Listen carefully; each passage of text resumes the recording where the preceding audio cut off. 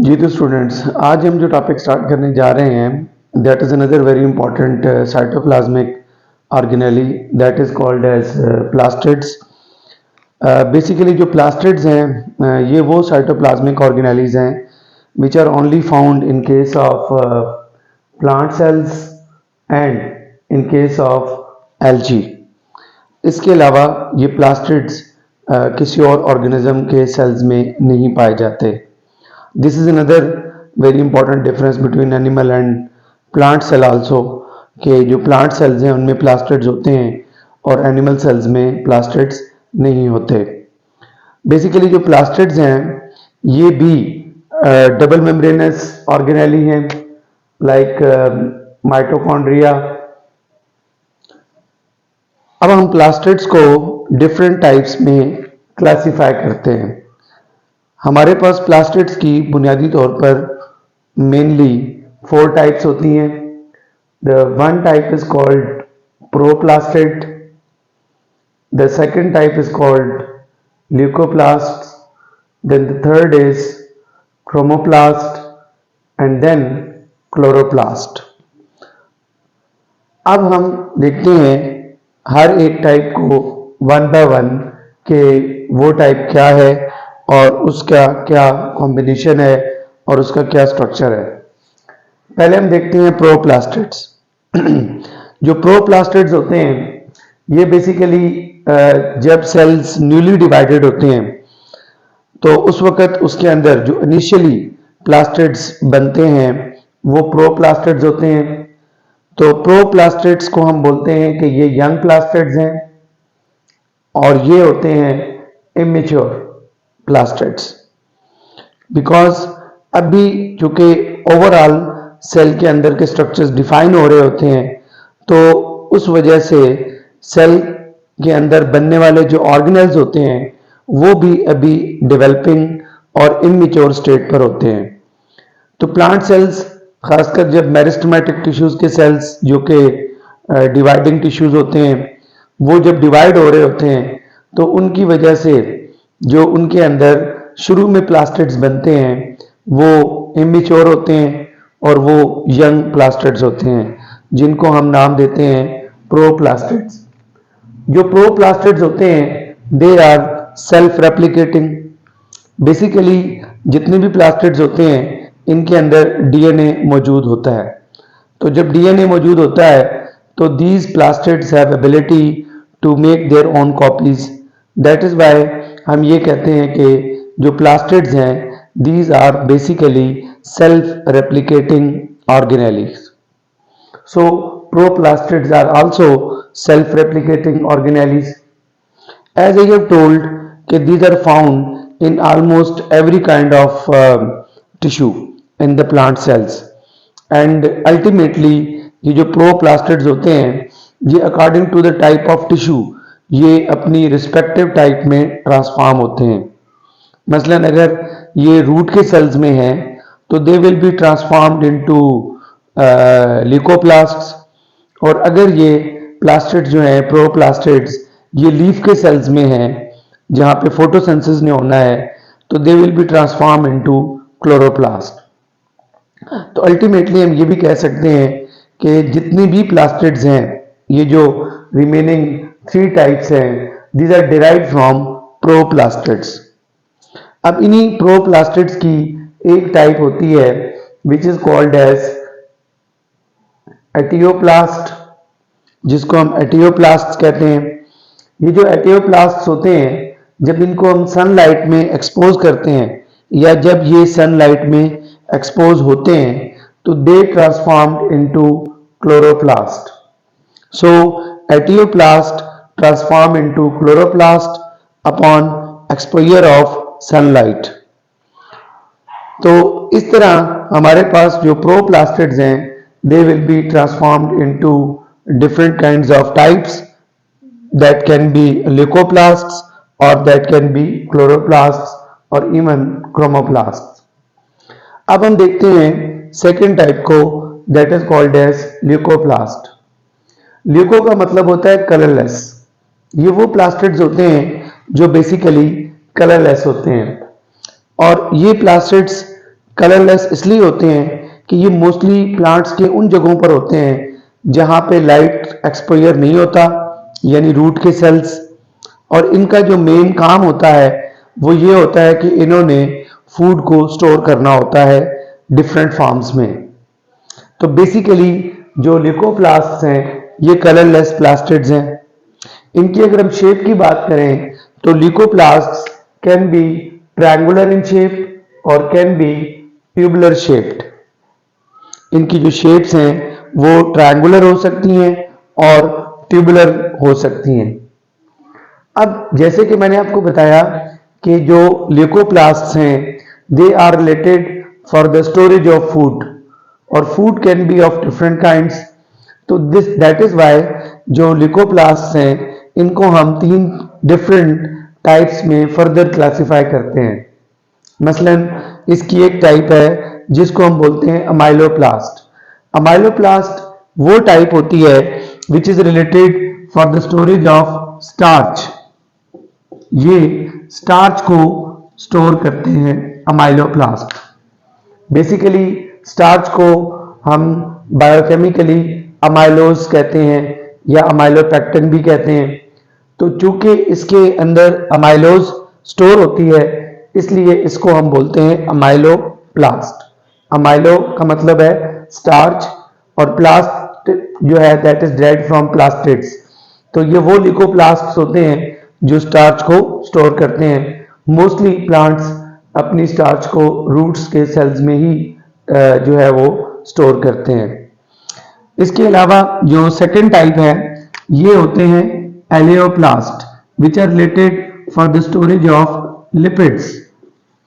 ये लिपिड्स को स्टोर करते हैं। मोस्टली ऐसे सीड्स जिनमें लिपिड कंटेंट बहुत ज़्यादा होता है, जैसे कि कैस्टर ऑयल सीड्स हैं या सोयाबीन के सीड्स हैं, या ऐसे प्लांट्स के पार्ट्स जिनमें से ऑयल एक्सट्रैक्ट होता है। तो इसका मतलब ये है कि उन पार्ट्स में जो ऑयल कंटेंट है, लिपिड्स हैं, दे आर स्टोर्ड। तो जिन प्लास्टिड्स के अंदर लिपिड स्टोर होते हैं उनको फिर हम नाम देते हैं एलियोप्लास्ट। और थर्ड जो काइंड है ल्यूकोप्लास्ट्स की उनको हम बोलते हैं प्रोटीनोप्लास्ट। प्रोटीनोप्लास्ट भी नाम से जाहिर है कि these are related for the storage of proteins. जैसे कि हम बात करते हैं कि जो पल्सेस होती हैं हमारी दालें, they have abundant amount of stored proteins. Pulses are the rich source of the proteins. तो जो pulses होती हैं उनके अंदर भी ल्यूकोप्लास्ट की टाइप होती है which can store the proteins, और उसको हम बोलते हैं फिर प्रोटीनोप्लास्ट। So ultimately we conclude that कि ल्यूकोप्लास्ट फूड को स्टोर करते हैं और फिर फूड की डिफरेंट काइंड्स की बुनियाद पे हम इनको डिफरेंट टाइप्स में क्लासिफाई करते हैं। Amyloplast stored starch, elaioplast stored lipids and प्रोटीनोप्लास्ट stored proteins। यानी कि ल्यूकोप्लास्ट का काम है स्टोरेज ऑफ फूड, चाहे वो फूड जिस फॉर्म में भी हो। तो अगर वो प्लांट्स में स्टोर होगा किसी भी हिस्से में तो वो स्टोर होगा इन ल्यूकोप्लास्ट। उसके बाद जो थर्ड टाइप है that is called chromoplast. Chrome का मतलब होता है कलर्ड। ये जो प्लास्टिड्स होते हैं these are basically coloured plastids. ये प्लास्टिड्स मोस्टली प्रेजेंट होते हैं in case of petals of the flowers. जो फ्लावर्स की कलर्ड पार्ट होता है दैट इज द पेटल्स, और पेरिकार्प्स ऑफ द फ्रूट्स। जो फ्रूट्स के ऊपर छिलके होते हैं जो कि फ्रूट की एक आउटर कवरिंग होती है that is called as pericarp.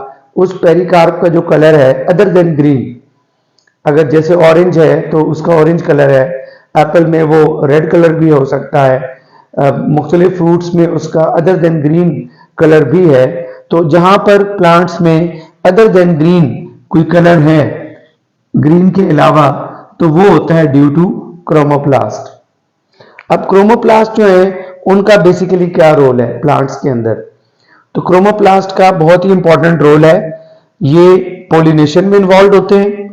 Pollination आपको पता है कि जब पोलेंस ट्रांसफर होते हैं from anther to stigma that is called as pollination.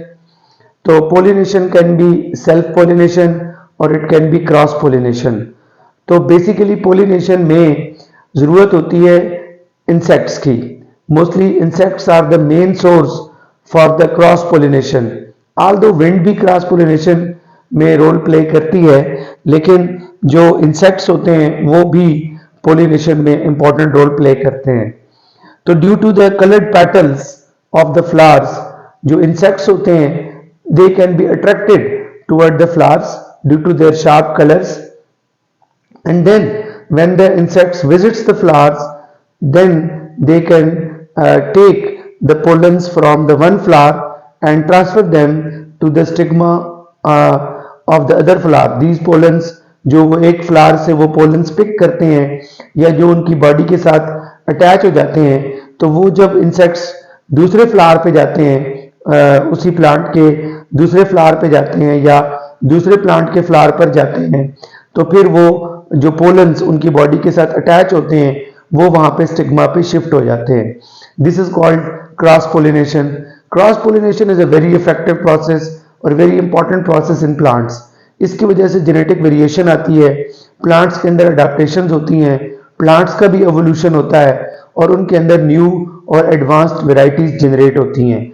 तो दैट इज वाई जो पोलिनेशन होती है ये प्लांट्स में जेनेटिक वेरिएशन के लिए बहुत इंपॉर्टेंट रोल प्ले करती है.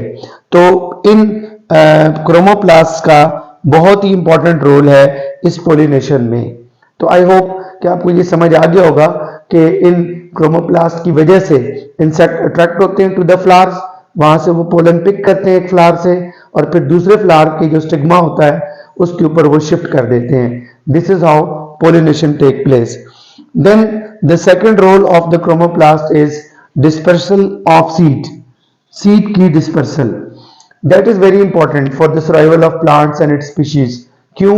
seeds जब disperse होते हैं तो वो different environments में जाते हैं और फिर बाद औक़ात seeds जो हैं वो किसी ऐसी environment में भी चले जाते हैं जो most suitable conditions create कर रही होती है for the growth of that plant. In this way plants dispersed areas में ग्रो करते हैं, मुख्तलिफ एरियाज में ग्रो कर जाते हैं और उसकी वजह से प्लांट्स की जो सर्वाइवल है वो बहुत ज़्यादा हद तक इंश्योर हो जाती है. उसकी जो स्पीशी है उसकी जो सर्वाइवल है वो बहुत हद तक जो है वो इंश्योर हो जाती है. तो दैट इज वाई हम ये कहते हैं कि जो क्रोमोप्लास्ट है these are involve in the dispersal of the seeds and in the pollination.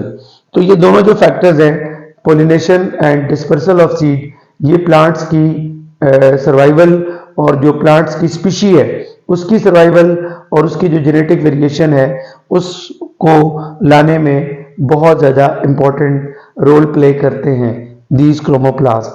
तो हमने यहाँ पे लिकोप्लास्ट को डिस्कस किया जो कि फूड को स्टोर करने का काम करते हैं और क्रोमोप्लास्ट को डिस्कस किया जो कि पोलिनेशन में रोल प्ले करते हैं और सीड की डिस्पर्सल में रोल प्ले करते हैं.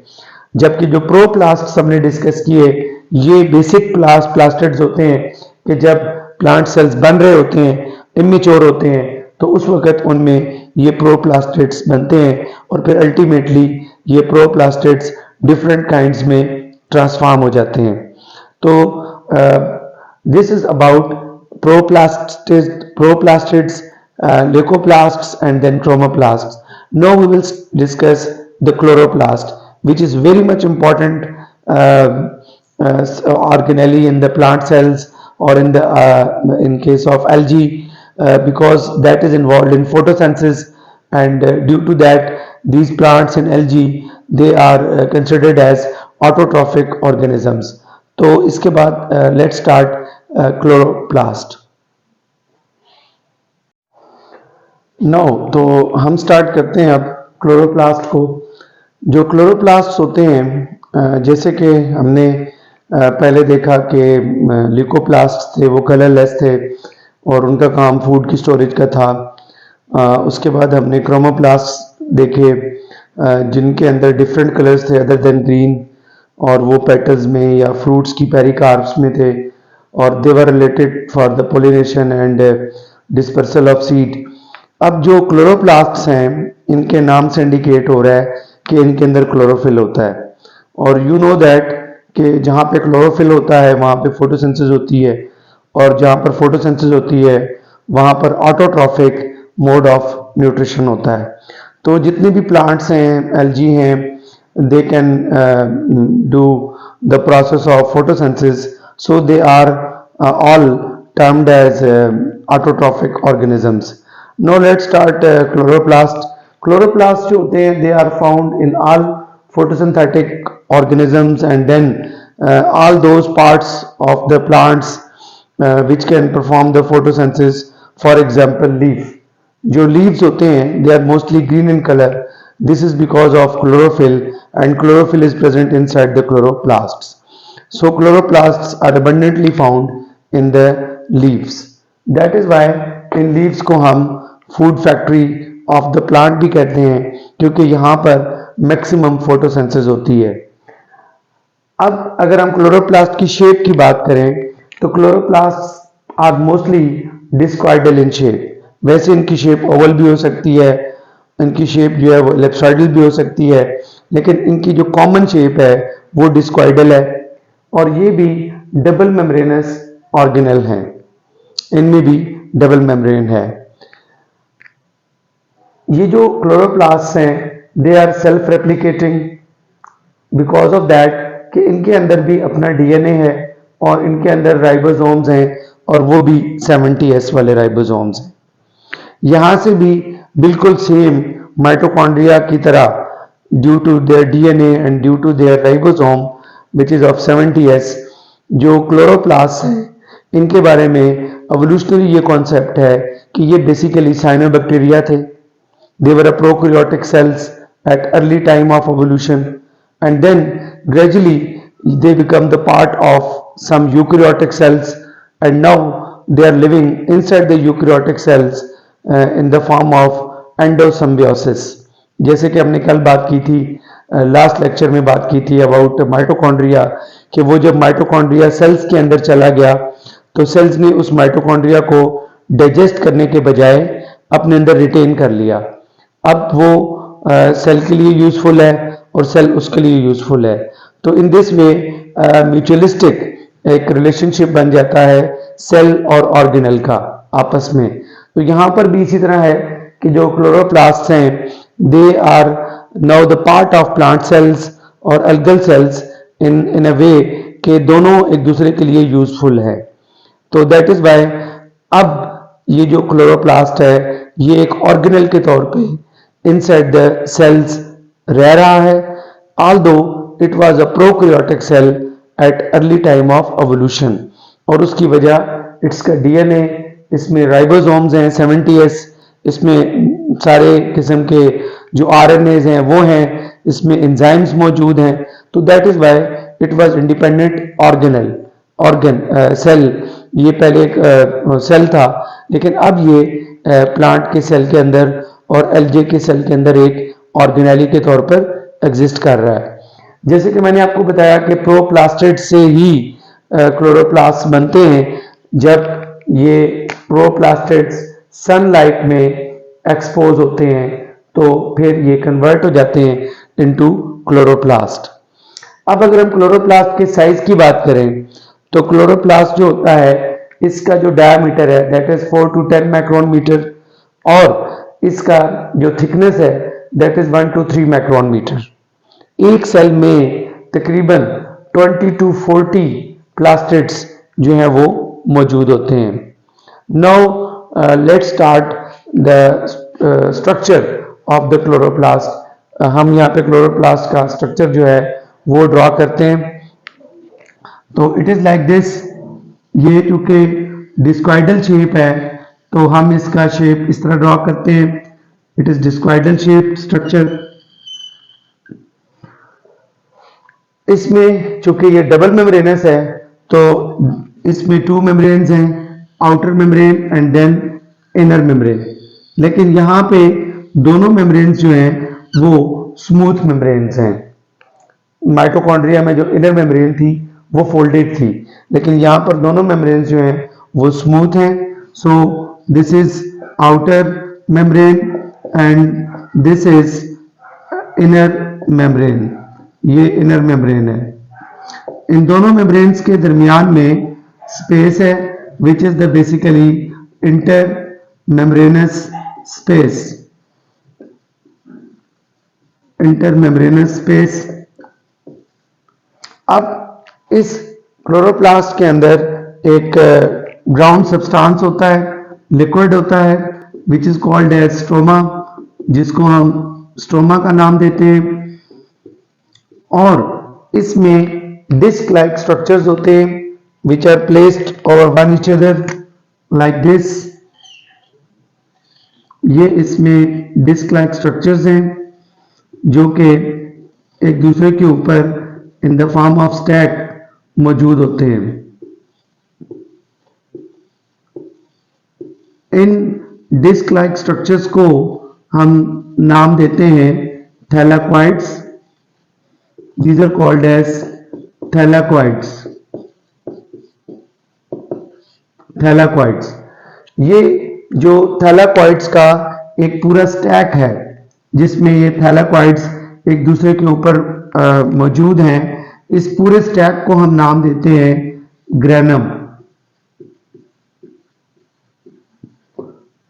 राइट, अब एक ग्रेनम में तकरीबन, एक ग्रेनम के अंदर तकरीबन अबाउट 25 to 50 थैलाक्वाइड्स होते हैं पर ग्रेनम।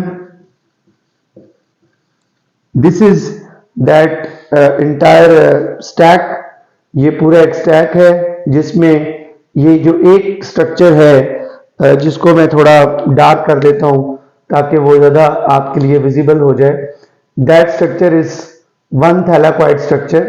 इस तरह के जो स्ट्रक्चर्स होते हैं ये 25 to 50 स्ट्रक्चर्स होते हैं which are placed over one each other and then they form a granum. एक क्लोरोप्लास्ट में जो ये ग्रेनम होते हैं, इनका जो प्लूरल है that is called as grana. तो एक क्लोरोप्लास्ट में तकरीबन 40 to 60 ग्रेना होते हैं पर क्लोरोप्लास्ट। अब अगर हम इसका थोड़ा सा जो न्यूमेरिकल एस्पेक्ट है वो देखें तो हम ये कह सकते हैं कि एक सेल में 20 to 40 जो है वो क्लोरोप्लास्ट हैं और एक क्लोरोप्लास्ट में 40 to 60 ग्रेना है और एक ग्रेनम में 25 to 50 थैलाक्वाइड्स हैं। राइट, तो ये जो है इसकी स्टैटिस्टिक है। अब अगर हम देखें तो ये जो इसका थैलाक्वाइड्स होते हैं, जो ग्रेना होते हैं, they are interlinked with each other like this. तो इनको हम नाम देते हैं इंटरग्रेनम, जो कि ग्रेना को आपस में कनेक्ट भी करते हैं। इनके लिए एक और टर्म भी इस्तेमाल होती है, जो थैलाक्वाइड्स ग्रेनम का पार्ट होते हैं, मेन ग्रेनम का जो स्टैक की फॉर्म में अरेंज होते हैं, इनको स्मॉल थैलाक्वाइड्स कहते हैं और जो इंटरग्रेनम होते हैं ये लार्ज थैलाक्वाइड्स भी कहलाते हैं। ये जो थैलाक्वाइड्स होते हैं ये वो स्ट्रक्चर्स होते हैं जिनमें क्लोरोफिल मौजूद होता है। Chlorophyll is present over here in case of thylakoids. Thylakoids में क्लोरोफिल मौजूद होता है। Here it is the chlorophyll, यहां पर क्लोरोफिल होता है।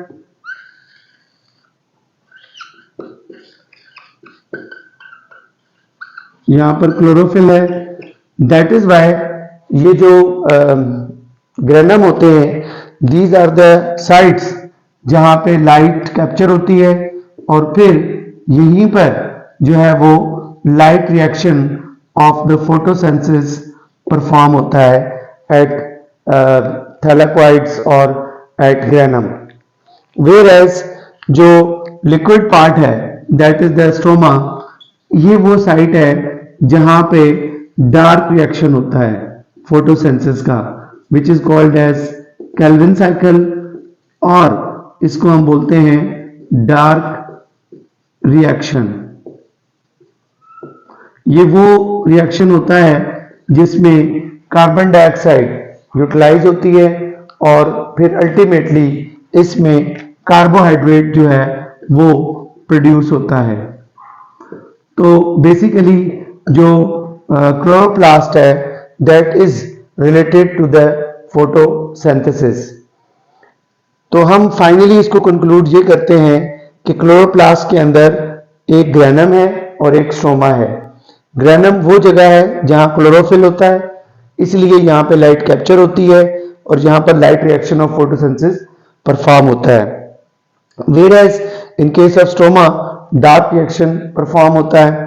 इसी स्ट्रोमा में डीएनए भी है, इसी स्ट्रोमा के अंदर राइबोसोम्स भी हैं और इसी स्ट्रोमा के अंदर एंजाइम्स और आरएनए की डिफरेंट काइंड्स भी हैं। तो अल्टीमेटली हम ये कहते हैं कि जो क्लोरोप्लास्ट है that is involve in photosynthesis. इसका जो मेन फंक्शन है वो है फोटोसिंथेसिस। तो फाइनली हम इसको कंक्लूड करें अगर, तो ल्यूकोप्लास्ट फूड को स्टोर करते हैं, क्रोमोप्लास्ट जो है वो पोलिनेशन और डिस्पर्सल ऑफ सीड में रोल प्ले करते हैं और जो क्लोरोप्लास्ट है वो फोटोसिंथेसिस में रोल प्ले करता है। आई होप सो कि आपको जो प्लास्टिड्स हैं वो अच्छे तरीके से क्लियर हो गए होंगे। इसके बाद हम नेक्स्ट साइटोप्लाज्मिक ऑर्गेनेल को डिस्कस करेंगे।